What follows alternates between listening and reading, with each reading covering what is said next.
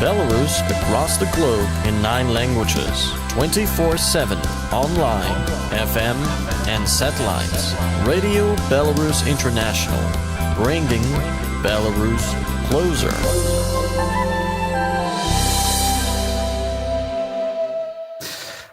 Labą dieną, tarptautinė Baltarusijos radijo klausytojai ir YouTube kanalo žiūrėtojai. Šiandien dienos mūsų svečias yra Eduardo Vaitkaus sąrašo lyderis, pats Eduardas Vaitkus.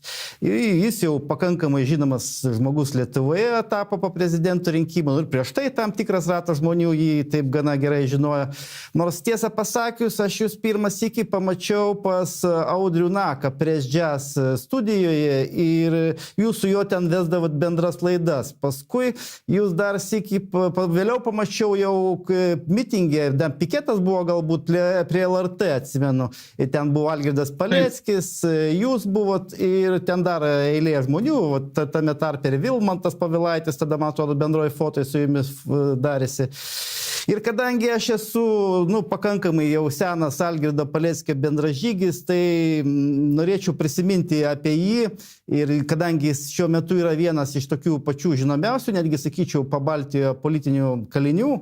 Ir apie jį tikrai daug šitoj erdvėje, kur aš dabar randuosi, apie jį tikrai daug kas žino ir daug jį gerbė kaip tokį, sakykime, kaip ir jūsų pažiūrų, tokį, kaip ir jūs, tokių pačių pažiūrų politiką.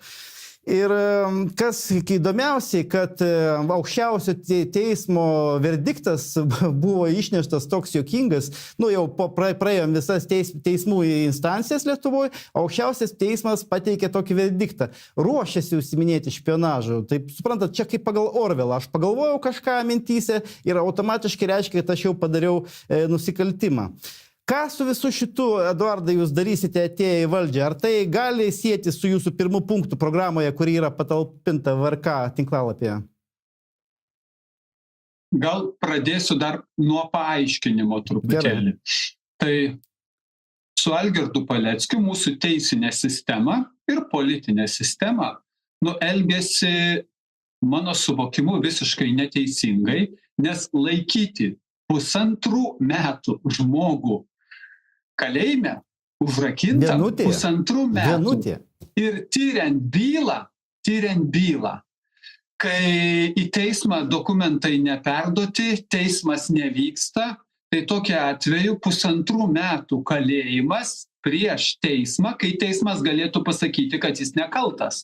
Tai yra tam tikras jau valdžios nuosprendis, nes 1,5 metų iš žmogaus gyvenimo nieks atgal nebesugrąžins.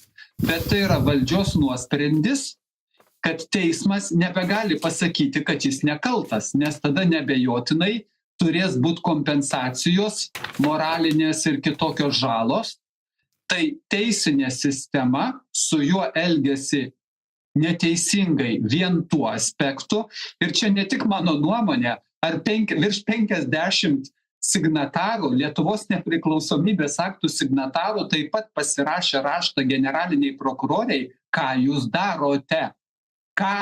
darote su Lietuvos piliečiu. Tai pirmas punktas. Antras punktas, kai byla remiasi tuo, kad antras žmogus suimtas kartu su Paleckiu, kuris sako, ne, mes nieko nešnipinėjom.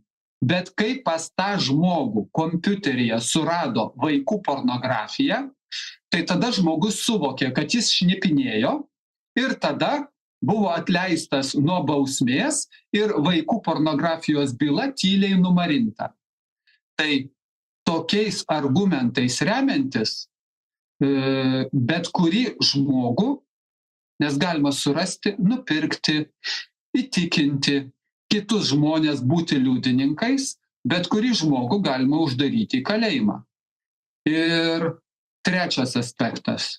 Atsistodamas šalia Algirdo Paleckio ir pasakydamas, kad teisinė sistema taip elgiasi neteisingai, aš iš tikrųjų labiau ginu save arba kitus Lietuvos žmonės, prieš kuriuos tą teisinę sistemą taip pat gali pasielgti. Ta aš sakiau ir Neringai Venckienei 2020 metais, kai aš šalia jos atsistojau ir sakiau, negalima taip elgtis. taip neteisinga ir neteisėta. Venckienės požiūriu. Lygiai tas pats buvo ir Algirdo Paleckio požiūriu.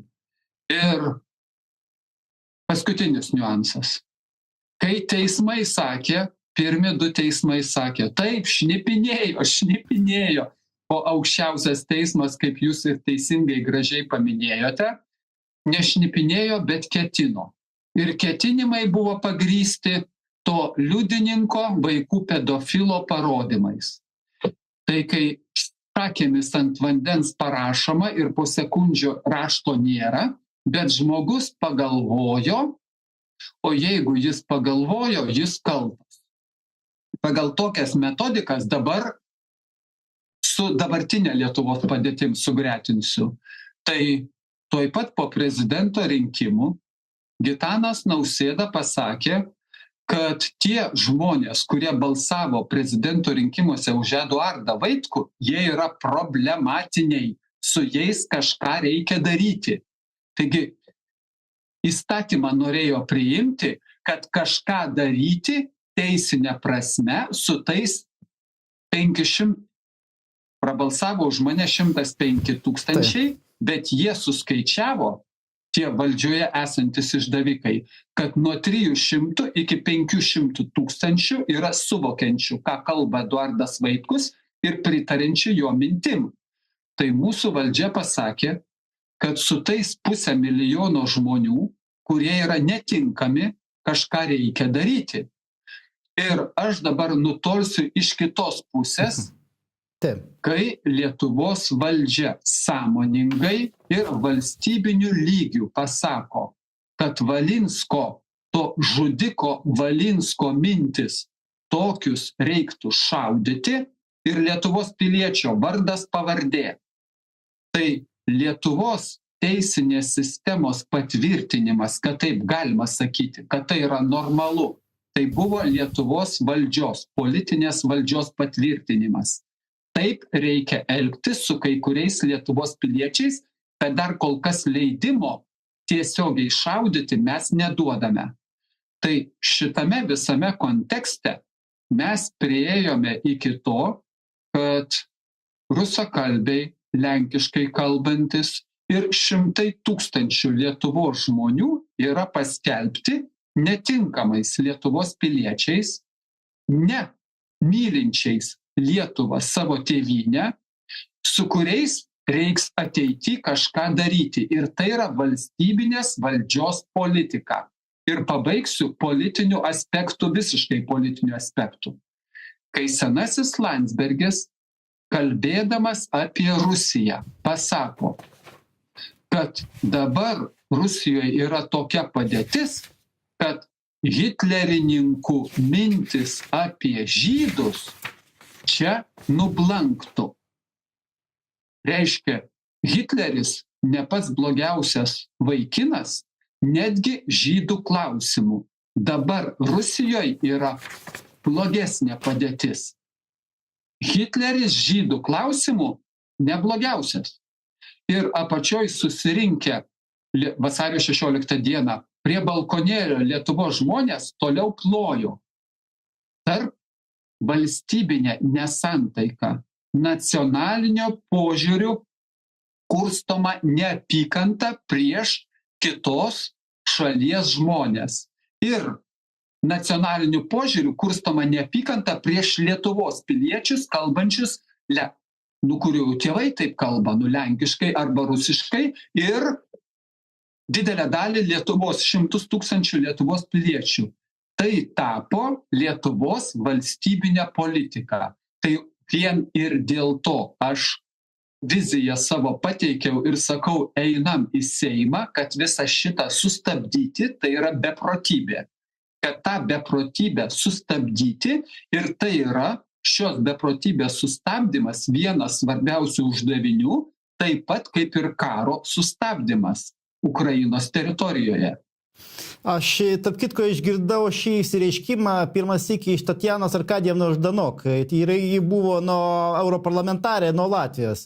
Jinai pasakė, kad šių laikų žydais tapo rusakalbiai ir apskritai rusai, šių laikų žydais, kuriuos persekiojo, kaip tai buvo Antro pasaulinio karo metu.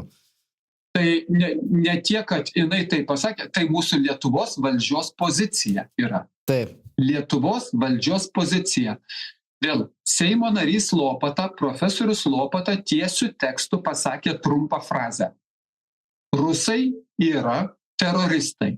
Taškas. Taip, baisu. Nes taip nusprendė Lietuvos Seimas. Dabar visi normalūs žmonės turi suvokti, kad su teroristais jokių derybų negali būti. Juos reikia naikinti. Taigi, visus rusus reikia naikinti. Socialdemokratų partijos vienas iš veikėjų yra pasakęs prieš kelis metus, bet nieks neprotestavo, nieks nepaneigė. Prieš kelis metus pasakęs, kad kiekvieno lietuvio, didelio ir mažo, gyvenimo tikslas turi būti, kad Rusijos nebeliktų. Socialdemokratų partija dėl to nepadarė jokių pareiškimų. Tai vėl, tai į valstybinį lygį pakelta mintis. Rusija yra mirtinas priešas ir užtat mes mūšio lauke galim nugalėti Rusiją. Ir turim nugalėti, padedami Amerikos ir vakarų sąjungininkų. Tai šitokia mintis, apie kurią aš sakiau jau prezidentinės kampanijos metu, yra visiška beprotybė ir ši mintis reiškia ne tik lietuvių tautos sunaikinimą, ne tik Lietuvos žmonių sunaikinimą, bet ir Lietuvos kaip valstybės sunaikinimą. Nes nieks pasaulyje nėra, kas galėtų nugalėti Rusiją. Galima susinaikinti kartu su Rusija, bet nugalėti tiesiog neįmanoma. Yra tokia elementari, savaime suprantama mintis. Bet jau kokia po to, kai Tarybų sąjunga subyrėjo ir Amerika tapo hegemonija, jūgi nauja koncepcija karinė pasikeitė. Galima patiems pirmą atominį smūgį suduoti, kas yra beprotybė. Tarp kitko, vėliau. Galima patiems pirmą atominį smūgį. Tai mes dabar link to ir einame, nes padėtis yra pavojingesnė viso pasaulio sunaikinimo metu, negu Karibų krizės atveju, kai tada buvo pavojingiausia. Dabar pavojingiau. Bet nuteikinėjami ir Lietuvos, ir Europos lygiai taip pat žmonės, kad nieko tokio karas su Rusija. Mes vis tiek turėsime kariauti. Tai dabar geriau kariauti. Ir tai pakelta į valstybinį lygį. Ir tame yra grėsmė mums visiems. Ir aš užtat sakau, sveikos jėgos, o Lietuvoje yra vienintelis Eduardo Vaitkaus sąrašas, vienintelis nesisteminis. Nes visos kitos partijos, kurios ir buvo Seime, nebuvo Seime, jos neprotestavo. Jos neprotestavo dėl Lietuvos konstitucijos laužimo. Tarp kitko, mačiau nesenai jūsų debatų su Taikos koalicija, žiūrėjau, tai labai įdomu buvo pažiūrėti. Ir jie irgi, aš taip supratau, save bando pozicionuoti tokie, kaip ir jūs, panašiai, tik tai, kad jie prieš NATO, už NATO pasisako, taip? Jūs prieš NATO, jie už NATO. Tai jie irgi bando tą turbūt nišą, tą turbūt rinkėją irgi pritraukti, kaip jūs tokį patį, ar taip?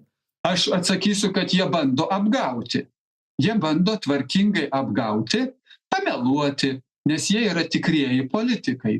Kodėl? Nes prieš 5 mėnesius ta pati darbo partija, Uspaskicho darbo partija buvo už karą. Už tai, kad reikia Ukrainoje nugalėti Rusiją. Už karą buvo.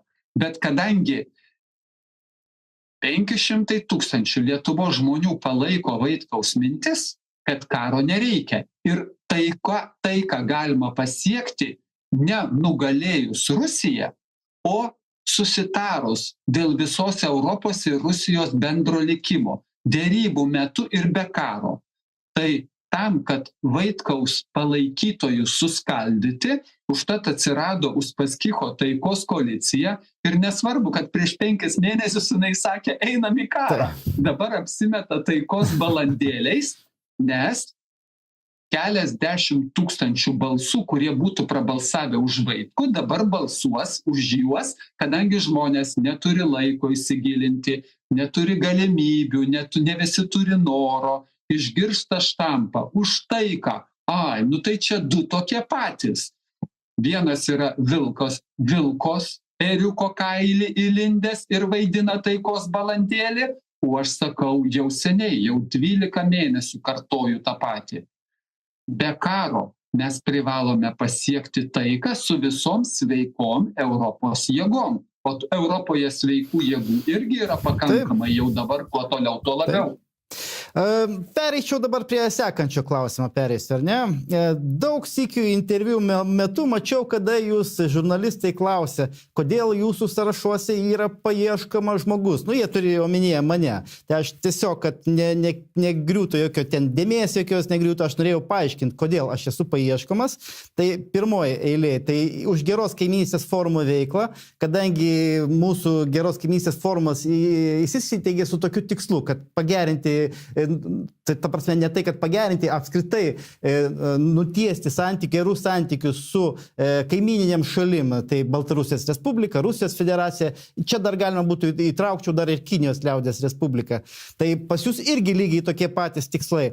Antras dalykas, kodėl jie mane paskelbė į paiešką, todėl, kad aš nuvažiavau, manęs pakvietė į press turą į Donbasą, pakvietė oficialiai, gynybos ministerija, Rusijos gynybos ministerija, ir aš grupiai kartu su 47 žurnalistais, aš važiavau į Donbasą. Ten buvo iš viso pasaulio žurnalistai, tame tarpe iš viso Pabaltijo.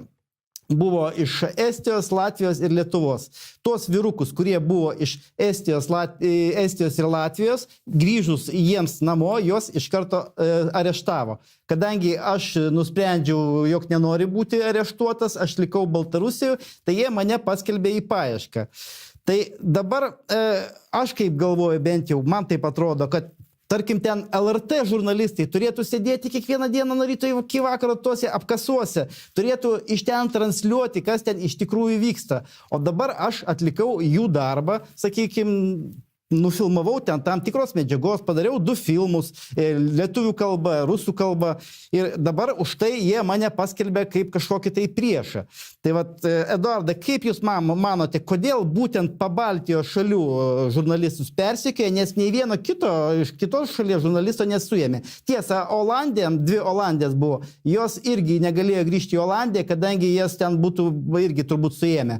Tai vat, iš Pabaltijo tik tai vieninteliai žmonės, kurios suėmė, ir aš negaliu grįžti. Kodėl būtent Pabaltijos? Ar kaip manote, ar gali ten važiuoti normalų žurnalistai ir viską filmuoti? Atsakysiu irgi iš kelių plotmių, pradžiai iš istorinio pobūdžio, truputį iš toliau.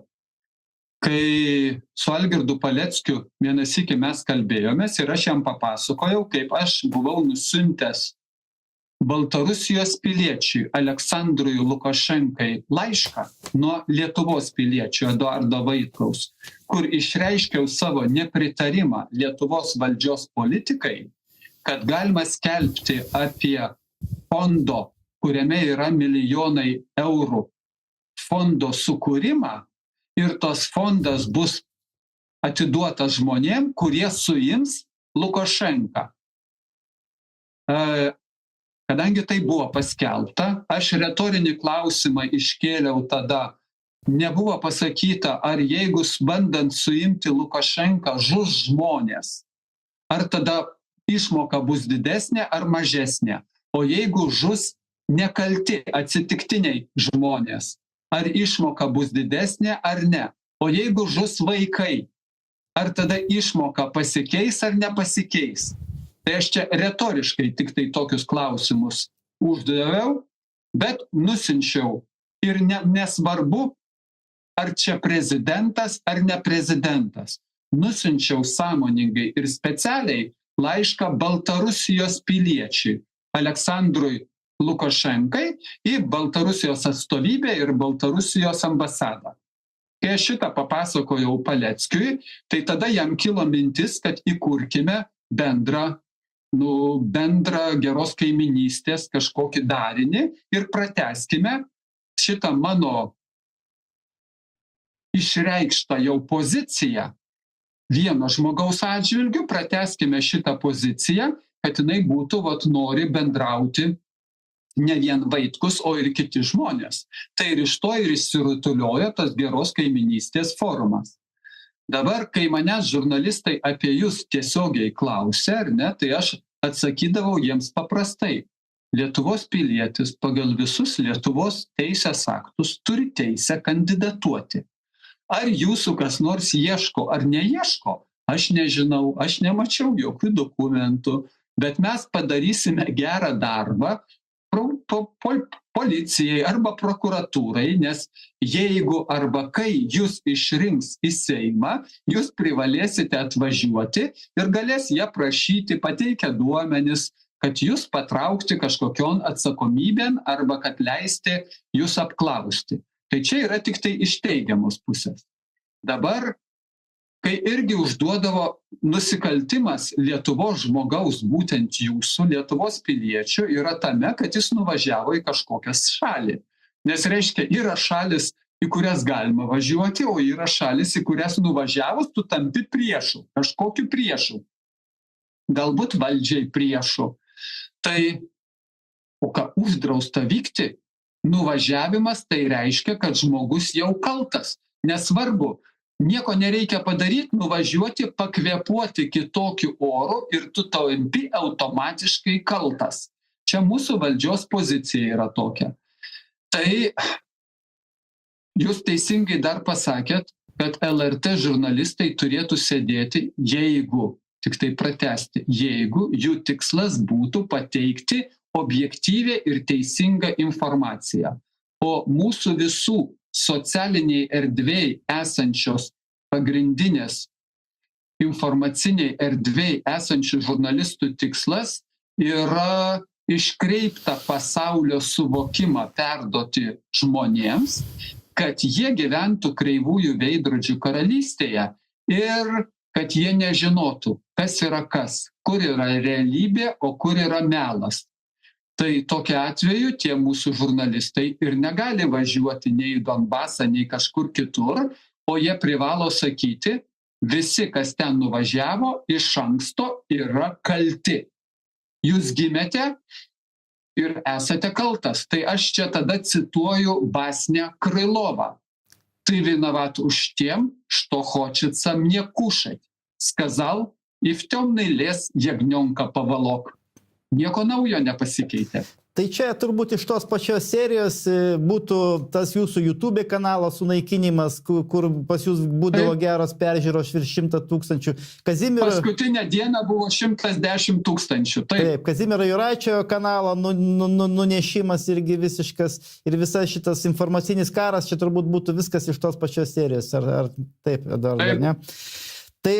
Ir dar aš tada vieną formuluotę turiu. Nesvarbu, ką jūs padarėte, nesvarbu, ką aš padariau, valdžia paskirs. Jūs esat kaltas.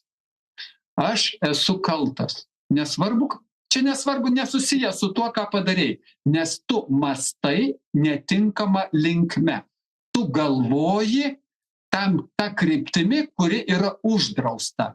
Tu nori pamatyti pasaulį realų, reiškia, tu esi kaltas, nes per daug žinai.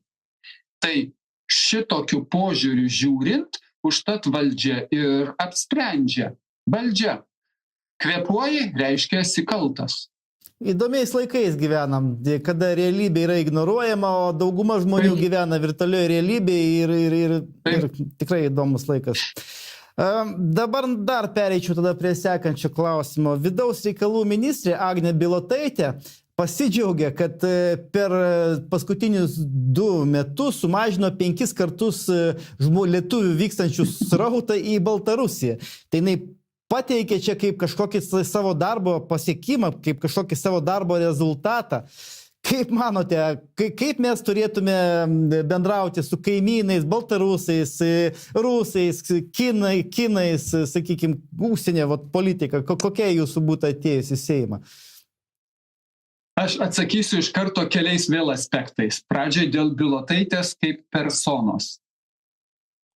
Jinai yra žmogus, kartu ir Seimo narė, kuri jau sulaužė Lietuvos konstituciją ir tai patvirtino Konstitucinis teismas. Sekančio žingsnio nieks nesiėmė. Sekantis žingsnis būtų, kad tada turėtų Seime balsuoti, kad tas žmogus turi būti pašalinamas iš Seimo. Kodėl nesiėmė sekančio žingsnio? Todėl, kad 84 Seimo nariai iš viso bendroje sumoje, jie visi sulaužė konstituciją. Ir jie patys už save nebalsuos, kad juos reikia išmesti iš Seimo. Taigi, ji yra asmuo, kuris jau sulaužė konstituciją ir tai patvirtino Konstitucinis Seimas, bet to nepakanka. Jinai po šito sprendimo sąmoningai pasakė, kad ji ir antrą kartą sulaužytų konstituciją ir savo priesaiką, kaip Seimo nario. Ir po šito išsireiškimo, kad ji antrą kartą padarytų tą patį nusikaltimą, konstituciją sulaužytų, priesaiką sulaužytų. Po šito pareiškimo aš parašiau raštą Ingridai Šimonytei klausdamas, ar jinai gali būti jos komandoje. Jos kaip ministrės pirmininkės komandoje. Jinai gali būti, viskas tvarkoj. Į komandą priimtas ir antras krašto apsaugos ministras, dabar irgi yra sulaužęs konstituciją ir viešai pareiškęs, kad jis dar kartą pasielgtų taip pat, dar kartą sulaužytų. Tai reiškia, Algirdas Paleckis sėdi kalėjime už ketinimą šnipinėti, o mes turim ir sulaužysius konstituciją ir dar kartą nusiteikus jos laužyti, 2 ministrus, 2 Seimo narius, kurie toliau dirba. Tai čia iš vienos sapienti sat, protingam pakaks. Čia lotiniškas išsireiškimas yra. Tai daugiau aiškinti apie šitą mūsų valdžią nieko visiškai nebereikia. Tai vienas punktas. Kitas, Bilotaitės seni yra išsireiškimai, kad aplinkinės gretimos šalis, su jomis bendrauti nereikia, aš kalbu apie Baltarusiją, Rusiją, ir kad tai yra konfrontacinės šalis, su kuriomis reikia per agresijos mechanizmą pakeisti jų valdžią ir tada galbūt mes galėsime bendradarbiauti. Tai užtat mano rinkiminiai programai jau ir prezidento buvo parašyta, kad vienas svarbiausių punktų, kad mes privalom nesikišti į kaimyninių šalių ir visų kitų šalių vidaus reikalus. Ir užtat moteriškė namų šeimininkė iš Vilniaus Cichanovskaja turi būti skubiai išprašyta iš Lietuvos, o aš net ir tokį išsireiškimą, kad nuvežta iki Baltarusijos sienos ir perduota Baltarusijos valdžiai. Jeigu jinai pati nesugalvos, kad jinai nori išvykti kitur. Tai aš čia įjungsiu tik tai dar, kad man maitinimą. Gerai. Tai į kitų šalių vidaus reikalus kištis negalima, finansuoti milijonus skirti Lietuvos žmonių pinigų jų ofiso išlaikymui, man atrodo netikslinga ir žalinga, kad savo ordinus kabintų Europos ministram, Cichanovskajos ordinus kabintų Europos ministram, sekiau vienu metu, tai 8 jau buvo iškabinusi ir man tai nuostaba kelia, Švedijos užsienio reikalų ministras sutinka priimti ordiną, tokio lygio ordiną ir kartu fotografuojasi ir džiaugiasi, kaip jisai yra apdovanotas. Apie galimybę spausdinti jai savo pasus baltarusiams, pasus ne Baltarusijos, o savo pasus spausdinti irgi buvo kalbėta ir, reiškia, jeigu kalbėta, tai Europoje tam pritariama iš principo. Tai yra kišimasis į kitos šalies vidaus reikalus ir tada iš jos aplinkos, kai žmonės Vokietijos žurnalui pasako, ne jinai pati, bet jos aplinkos, kad reikia ginklu nuversti valdžią Baltarusijoje, mes apsimetam, kad nieko negirdim ir tai atspausdina, berods Štern buvo, atspausdina Vokietijoje šitokias mintis. Ir mes apsimetam, kad čia yra mūsų, vos nepasakiau, internacionalinė pareiga prieš Baltarusijos tautą, kad tokiu būdu mes jiems padedam. Aš vis tada prisiminsiu labai senus laikus, kaip tarp Lietuvos Baltarusijos sieno pereinant iš Lietuvos pusės buvo sulaikyta moteriškė su didelė pinigų dolerių suma, o paskui paaiškėjo, kad tie pinigai buvo skiriami Baltarusijos opozicijai. Kiek pateko opozicijai, kiek kam į kišenės pateko, čia yra atskira tema ir aš ją nesidomiu. Aš kalbu apie kišimasis į kitos šalies vidaus reikalus. Ir dabar baisiausia yra tai, kad kišame mūsų šitą išdavikų valdžia, kišasi užsidėjusi aureolę moralinio tyrumo, kovos už žmonių gėrį. Nes mes iš moralinio tyrumo tik tai pasakome, kad Rusijai ir Baltarusijai reikia valdžią pakeisti. Mes esam aukštesni. Mes esam vertesni. Ir kaip seniau sakydavom TSRS laikais, Rusija vyresnysis brolis mums nurodinėja, kaip gyventi, tai dabar Lietuvos šitą išdavikų valdžia, kaip vyresnysis brolis nurodys, kaip baltarusiai turi gyventi, kaip kiniečiai turi gyventi, arba kaip rusai turi gyventi. Tai šita valstybiniam lygyje pakelta tokia politika yra neabejotinai klaidinga, ir jinai gali vesti arba tik tai į aklavietę, arba į konfrontaciją. Tai kam to reikia eiliniam žmonėm? Kam reikia eiliniam žmonėm? Nieko nereikia tiem eiliniam žmonėm, bet kai jiems įdiegiama į mintį, rusai tai yra blogis, visus rusus reikia naikinti, jie visi teroristai. Tai kai įdiegiama tokia mintis, ir Hitleris žydų atžvilgiu elgėsi geriau negu dabar Rusijoje mes turim padėtį. Tai Rusija totalus blogis. Ir toks pasaulio suvokimo sumaišymas yra pavojingas, nes jisai nenuprognozuojamas žmonių poelgiuose. Kaip lipo žydai kopečiom ir nukrito netyčiom, vaikam traktuotė buvo. Kai aš mažiukas buvau, aš ją mokėjau. Man reiškia tie žodžiai tiek pat, kaip eni meni menki, drai kuri penki, šnip šnap oledak, eni meni dak. Čia nieko nereiškia, taip man ir kad imkit vaikai pagaliuką ir užmuškit, man irgi nieko nereiškia. Aš nesusėjau savo smegenyse šitų reikalų. Tai mes užprogramavome mūsų žmonės, aš kalbu apie Lietuvą, kitos šalis man šiuo atžvilgiu neįdomios. Ir informacinės erdvės nepaėmus į savo rankas ir švietimo nepaėmus ir nesutvarkius, nes be švietimo Lietuvos neliks. Tiesiog neliks. Taip. Bet tam reikia programa 20-30 metų, kad jinai būtų švietimas ir kad būtų numatyta. Ir efektas bus po 15, po 20 metų tik tai, o ne po 4 metų kadencijos, o tada politikam, tikriesiems politikam, kuriems svarbu meluoti ir parsiduoti, jiems kito laiko trukmės kitos nėra, tik 4 metai. Taigi, Eduardai, gal man toks susidaro vaizdas, kad čia senasis Landsbergis išvedė tam tikrą veislę rusofobų inkubatorių, į kurią įeina tie rusofobai tokie kaip Agnė Bilotaitė, kaip Laurynas Kasčiūnas, kaip Žygimantas Povilaitis ir eilė kitų tokių, sakykime, tikrai tokių, baisių, net galima įvardinti tokį žodį rusofobų. Ir tame tarpe ir ministrė pirmininkė Šimonytė, taip?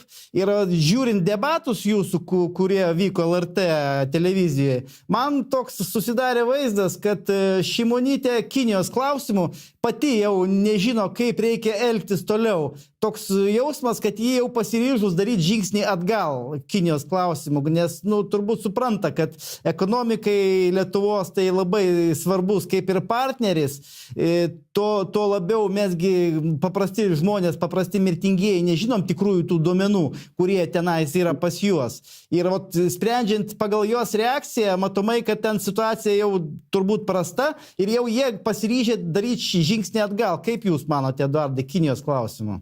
Tai pradėsiu nuo Kinijos, gerai. Tai aš turiu kitokią versiją. Kadangi natūralu, kad Amerikai ekonominė grėsmė Amerikos hegemonijai grėsmė yra per Kiniją. Viskas suprantama. O mūsų, aš tada vadinu, valdžios šuniukai, kur Armonaitė išsireiškė tiesiai. Turiu tą trumpą jos pasisakymą, kad Lietuvos interesas yra atstovauti Amerikos interesą. Ir Azijoje tame tarpe irgi. Ten, kur yra Amerikos interesas, ten turi būti Lietuva, nes turi padėti Amerikai. Tai mano versija yra tokia, kad nebejotina Kinijos ir Amerikos tarpusavio santykiai, kad turi tam tikrą grėsmę dėl noro Amerikai hegemonų toliau išlikti ir negalėjimų išlikti tam hegemonui. Ir tokiu atveju tada mūsų Lietuvos valdžios šuniukai, jiems reikia iš anksto padėti, netgi ir galbūt neprašant, padėti savo veiksmais Amerikai.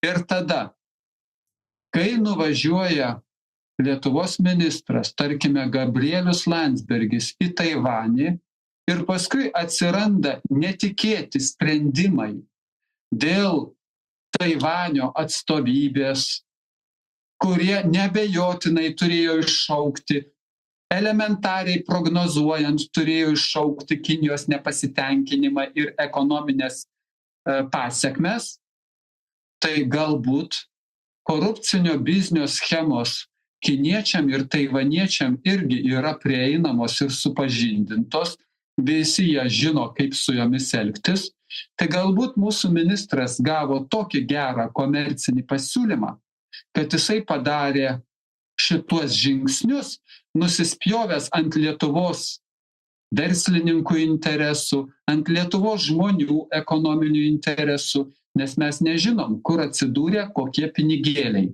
Aš darau prielaidą, kad negaliu atmesti ir šitos galimybės.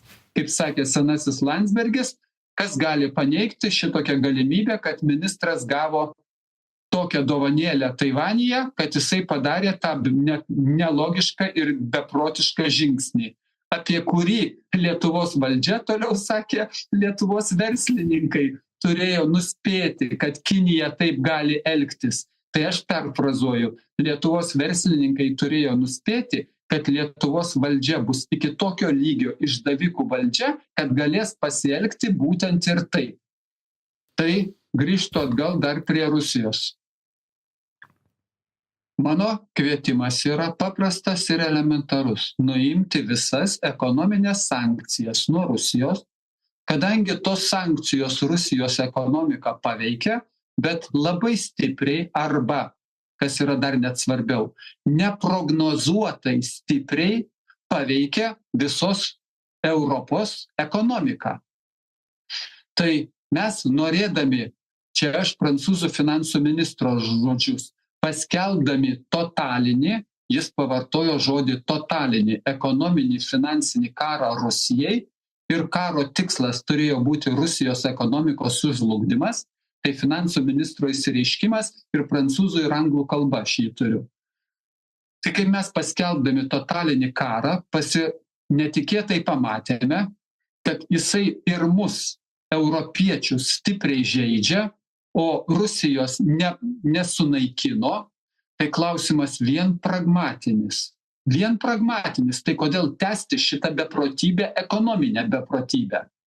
Ir tada aš visat pridedu Vaitkus medikas, jis nieko nesuvokia, tai aš pridedu Financial Times straipsnį ir jo apibendrinimą.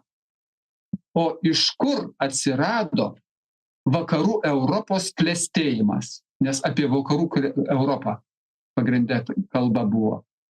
O klestėjimas vakarų Europos buvo galimas dėl to, kad buvo pigus energetiniai resursai, pradžioj iš Tarybų Sąjungos, o paskui iš Rusijos. Ir dabar vakarų Europos, rytų Europos, centrinės Europos neimkime, Europos, gerai, visos Europos parsidavėliai, išdavikai jų valdžiose esantis, jie tą klestėjimo pagrindą ėmė ir stipriai sunaikino. Čia prieštaraujant bet kokiem eilinio Europos gyventojo žmogaus interesams. Ir šalia sunaikindami ekonominį klestėjimo pagrindą, šalia to viso pasaulio karinio sunaikinimo grėsmę padidino daugkartinai. Tai blaivios jėgos Europoje, kurios yra, aš manau, kad kartu su Lietuva mes turim suvienyti savo, jau čia tarp nacionalinių pagrindų, savo pajėgumus ir jėgas, kiekvienas savo šalies viduje užsitikrinęs tam tikrą žmonių palaikymą ir sėsti prie visos taikos visoje Europoje, derybų stalo ir būtinai su Rusija, nes be to neįmanoma, bet ne tarp Rusijos taika ne tarp Rusijos ir tarp Ukrainos. Taika dėl visos Europos taikos. Ir sudėtinė ir privaloma šito susitarimo dalis, aš manau, iš Lietuvos pusės mažiausiai mes turim pasakyti atsiprašome dėl valdžios buvusios pozicijos, kuri pasakė, kad mes atsisakome savo pareiškimo, kad taika Europoje negali būti daloma. Aš savai žodžiais sakau, jeigu Lietuvos kaimynės nesijaus saugios, saugumas negali būti dalomas.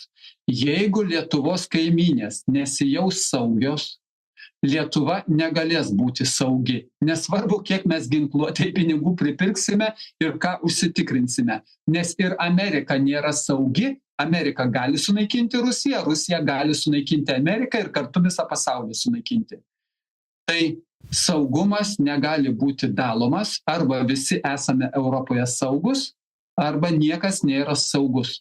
Jeigu mes pripažįsime, europiečiai, vadinkime europiečiai, mes pripažinsime Rusijai tokias pačias teisės, nedidesnės, bet tokias pačias teisės, kaip ir mes patys norime turėti, tai mes visi esam žmonės ir susitarsime. Jo, aš turėjau jums daugiau klausimų, dar visa krūva klausimų, bet mūsų laidos formatas toks, kad mes ten kalbama į 45, ten iki valandos. Tai, žodžiu, galbūt būtų tada paskutinis toks klausimas. Kokią žinutę jūs norėtumėt persiųsti savo rinkėjams?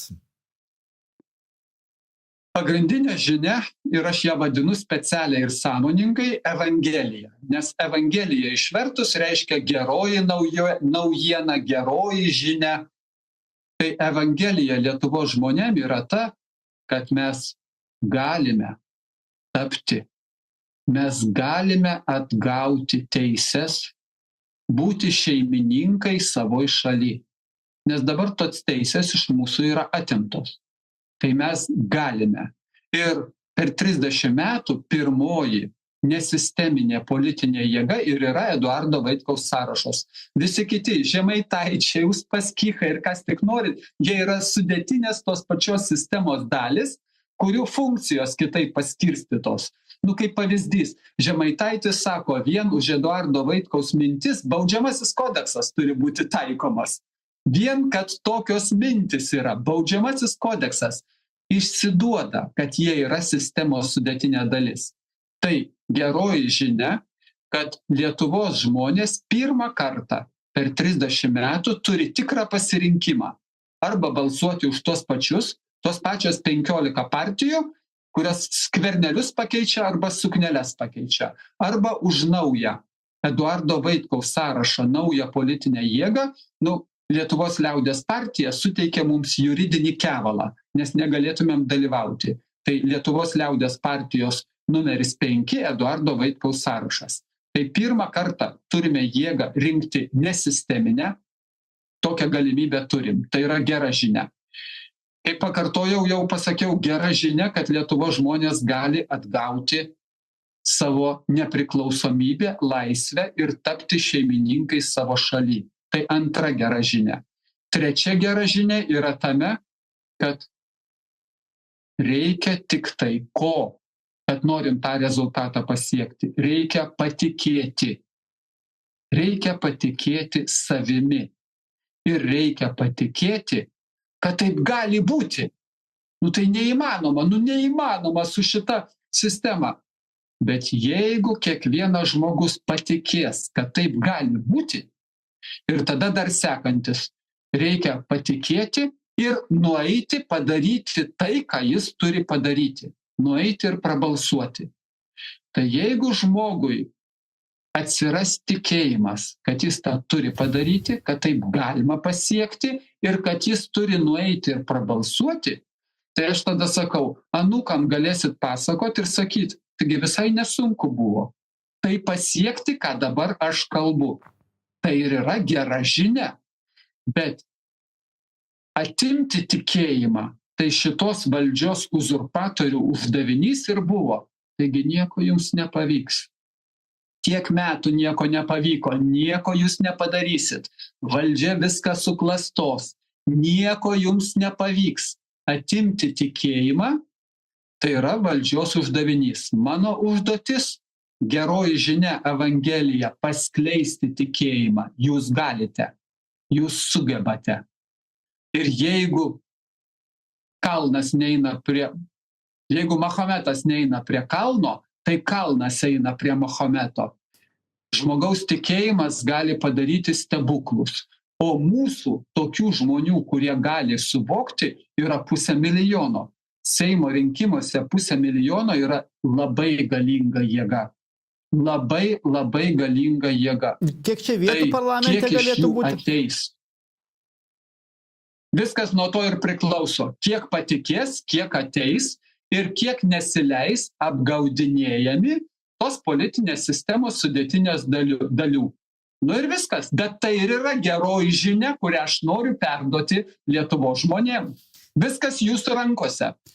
Tarptautinė Baltarusijos radijo eterija buvo mūsų gerbiamas svečias Vaitkaus sąrašo lyderis Eduardas Vaitkus ir aš vedantysis Edikas Jagelavičius. Ačiū, Eduardai, jums labai už pokalbį ir iki kitų susitikimų.